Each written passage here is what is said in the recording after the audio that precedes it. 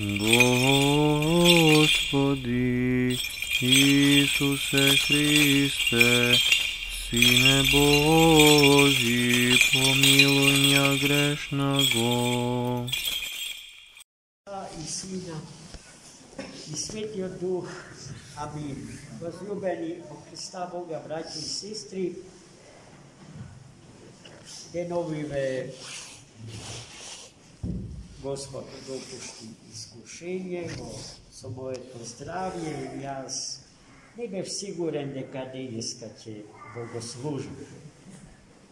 Ама како што се ближеше неделата, се повеќе се уверувам дека не можам да ја прифатам таа ситуација и имајќи ја Богородица мајка за моја застапничка пред Господа, а и вчера славениот голем и смирен светител Христов Спиридон, Господ еве даде, ме облече во здравје и во светлина. Ние денеска го прославите Христа Господа торжествено, со радост.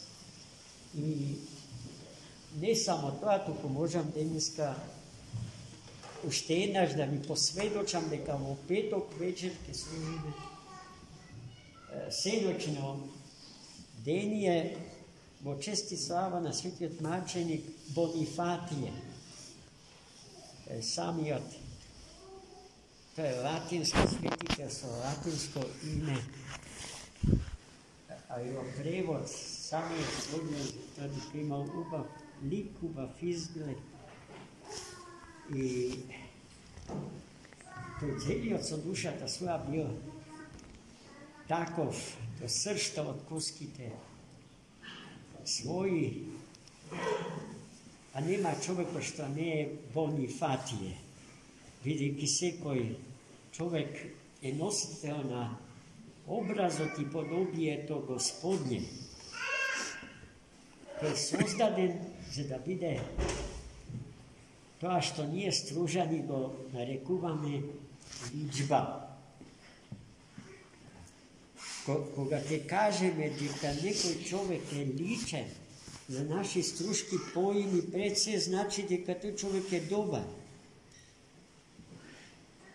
Убав човек, личен човек, препон со добрина и со убавина Господја во себе си.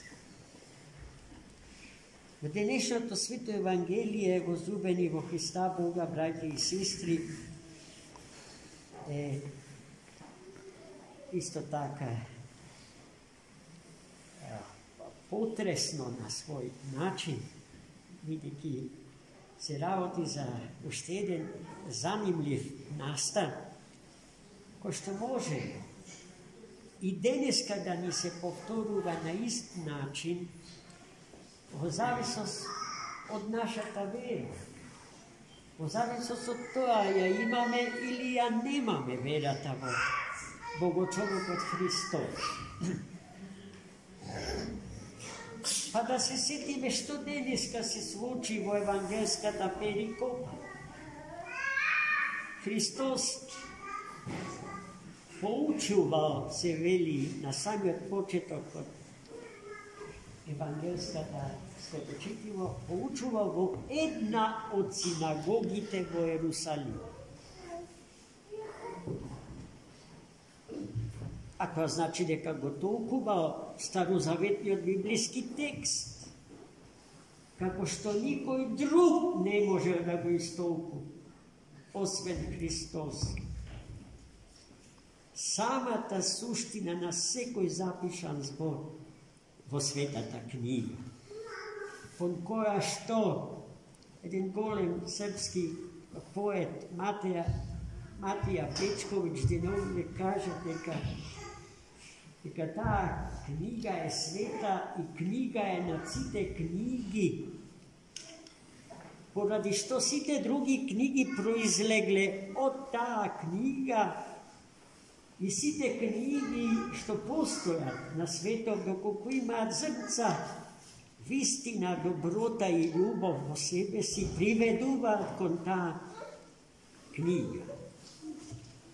Само литературата која што е отворено сатанопоклоничка, демонизирана, од првата до последната страница своја, не може да се стави во тој контекст, во тој ред на книги кои што постојат за да не приведат кон книгата на сите книги. И така, беседејќи, Христос забележал во храмот една жена, целата згрчена, без можност да се исправи, да стане.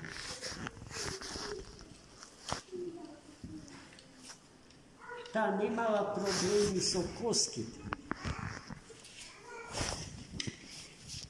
Нејзин проблем бил тој што бесовски сили ја врзале да не може да се исправи. И целата живеела во грч. И таа претешка состојба траела цели 18 години. И Христос, знајќи го сето тоа, не чекал таа да му приде нему, току тој отишол кај неа и кажал да стане, бидејќи се ослободува од болеста своја. Потоа ги положил рацете своји божествени врз незината глава, таа станела и го славела Бога со сето срце свое, со сета душа своја, со сиот ум свој. Така постапува Господарот на животот и на светот. Со секој кој што го знае тоа за него и знаејќи ја таа вистина за него, со право од него очекува ослободување од секакво робство кон нечистите сили. А тие робства се неброеви и во квалитет, и во квантитет, и во интензитет. Се зависи од карактерот и од личноста на човекот кој што страда, откако им се подал, откако им се подчинил, откако дозволил да се вселат во неговото срце и да владеат со него и со неговиот живот. Откако се случи тоа чудесно исцеление, старешината на синагогата во која што Христос беседал, негодувал и почел да го кара народот. Зарем во саботен ден, во ден кога ништо не смее да се работи според еврејскиот закон, ја исцелува Христос таа жена и ги подсетил дека во седмицата има 7 дена, од кои што 6 дена се резервирани за сите можни активности, а само еден од 7-те Господ го определил за одмор. И токму во тој ден вие доаѓате и барате исцеление за себе. Христос тоа го чул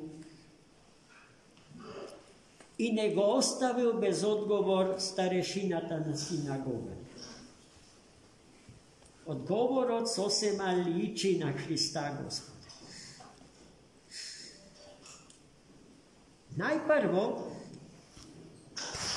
Христос знае како единствен вистински познавач на срцата човечки, дека старешината на синагогата страда од завист, бидејќи за сите 18 години таа жена доаѓала во неговата синагога. И тој не можел ништо за неа да направи, niti se obidel pak nešto da napravi za to. Ja prepuštio na slučaju. I сега един Христос, кој што прв пат доаѓа со намера да ги истолкува библиските текстови за тој ден, како Господ, и заповеда да стане, ослободувајќи ја од болеста нејзина. И затоа Христос на старешината на синагогата го подсетил на нешто што сиот старозаветен избран народ Божи го практикува, но го премолчува како вистина. Прашањето е следното. Зарем секој од вас во саботен ден не го одврзува својот вол или своето осло за да го одведе на поило, да ја угаси жетта своја?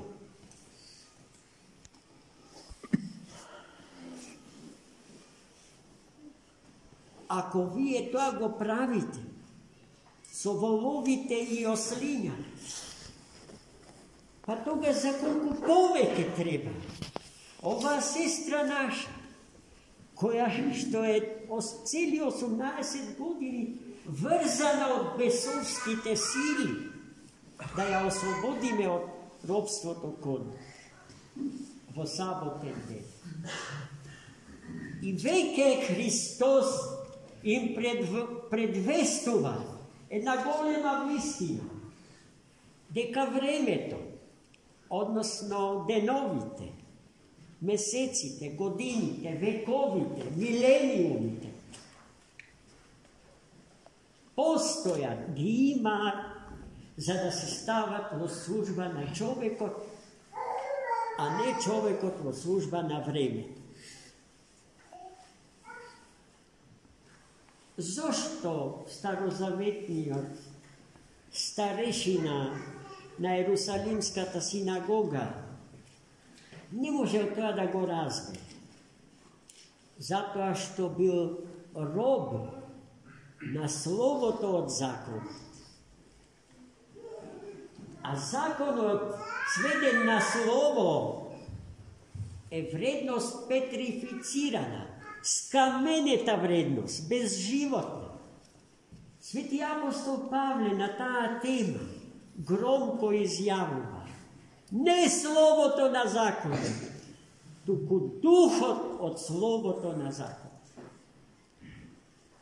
А духот од словото на законот е нашата жива вера, што твори дела.